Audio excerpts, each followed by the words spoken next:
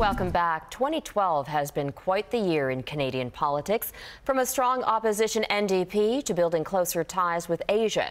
And in the middle, controversies over the election results, military spending, and an omnibus budget, to name a few.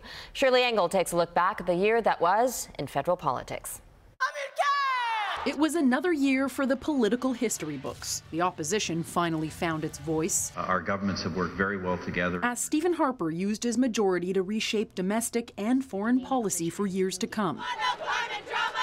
2012 began with more setbacks for the proposed Keystone XL pipeline. It's still up in the air. For the Prime Minister, the perfect opportunity to sell Plan B for Canadian crude. Canada must increase its efforts to ensure it can supply its energy outside the United States and into Asia in particular. We expect to see similar success stories. It became a conservative mantra: secure our economic future by diversifying trade. In China, a warm and fuzzy photo op to symbolize warming relations with Beijing. By the end of the year, an investment protection agreement paved the way for the approval of Canada's biggest ever foreign takeover. Chinese national offshore oil company buying Calgary-based Nexen for a whopping $15 billion. This transaction in and of itself does not raise our fears that we are transforming the Canadian oil sands.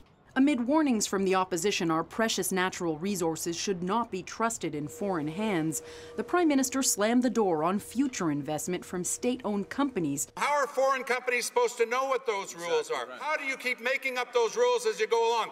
This is Parliament. We make the rules.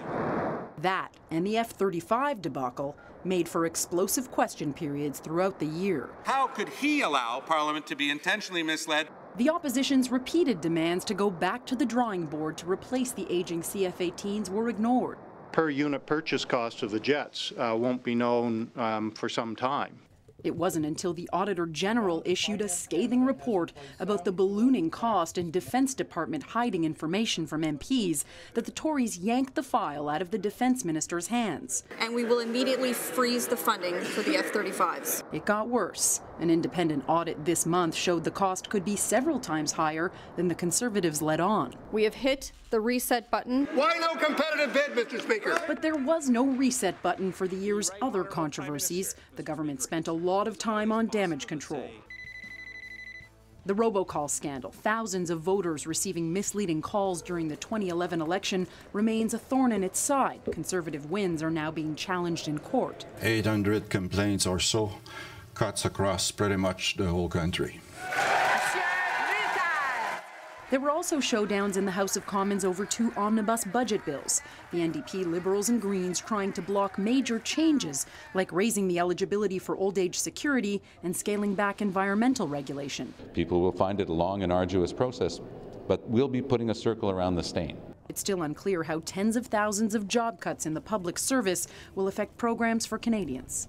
As the year draws to a close, what a difference it has made for Canada's political leaders. Stephen Harper is crossing more and more items off his to-do list. The Honourable Leader of the Opposition. Thomas Mulcair is hitting his stride as opposition leader.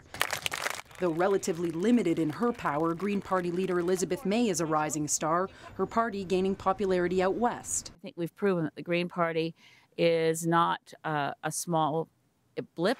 Thank you, Bob. Meanwhile, Bob Rae is getting ready to ride into the sunset as the Liberal leadership race kicks into high gear. The Liberal Party of Canada is alive and well and kicking.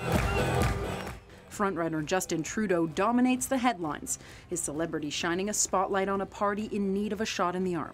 One thing seems certain: the political theater leading up to the next election has only just begun.